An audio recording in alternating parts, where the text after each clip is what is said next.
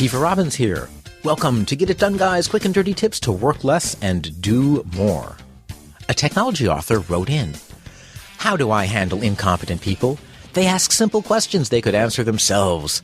I get calls and emails from coworkers and readers. I want to be polite, but telling someone how to click the mouse on an OK button is a waste of my time. I answer one question and they bombard me with more. Is this just the price of fame, or is there something I can do? Signed, don't want to be a cranky tech author."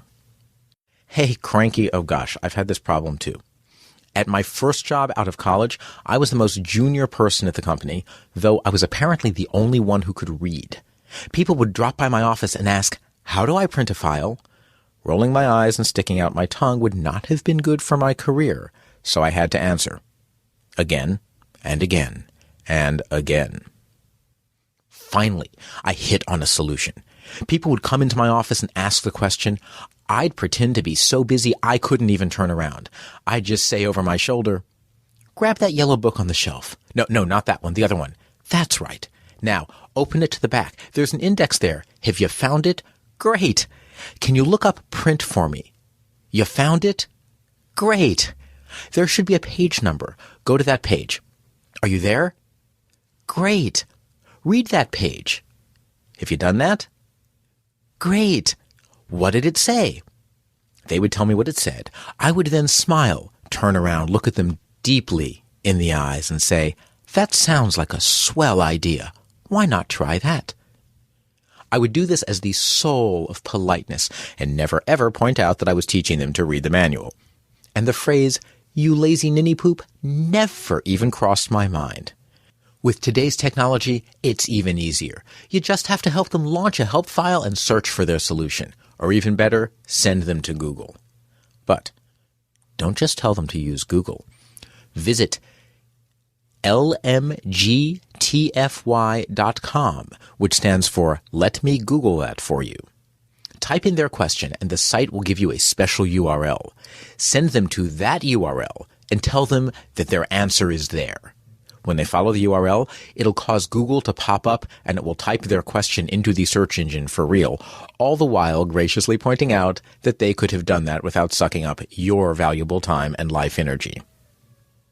Training people to use tools takes time and energy, however.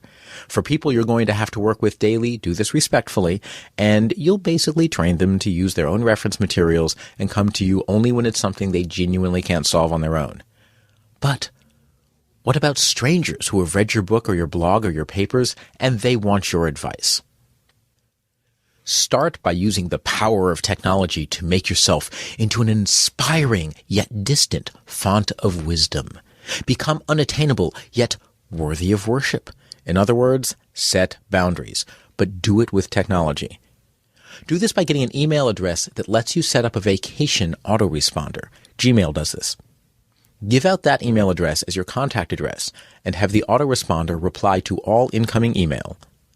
"Thank you so much for writing. Due to the volume of email I get, I read every message, but I can't promise a response. I appreciate your support."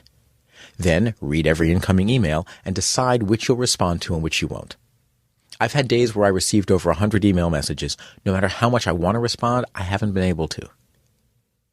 After you've collected a good sampling of questions, you can create a FAQ, that's FAQ, which stands for Frequently Asked Questions.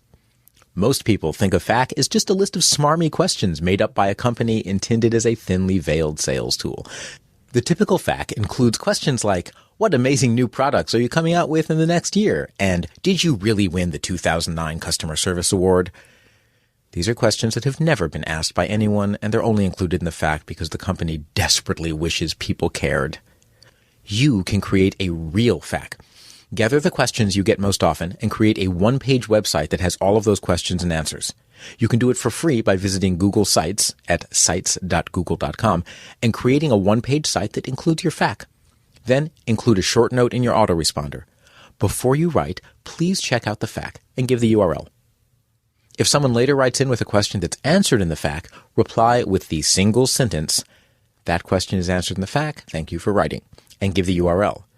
You're still graciously meeting their needs for free answers, but in a way that doesn't use up your time and effort. If someone does write with a good question, That's great. Make a connection.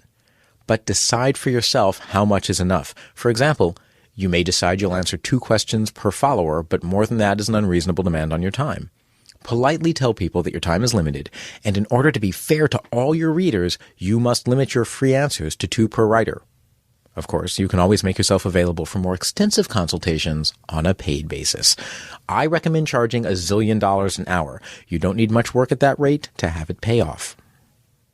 And lastly, instead of limiting the number of questions you'll answer, decide how much time each week you'll spend answering questions. If it's an hour, schedule that hour. Then save up all the questions that come in, and in that hour, zip through as fast as necessary to respond to all the messages you intend to respond to.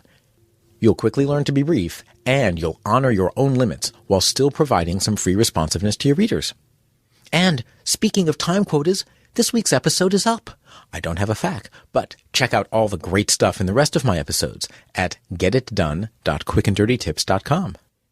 This is Steve Robbins. For information about programs to help you get more done quickly, visit steverobbins.com for details. Work less, do more, and have a great life.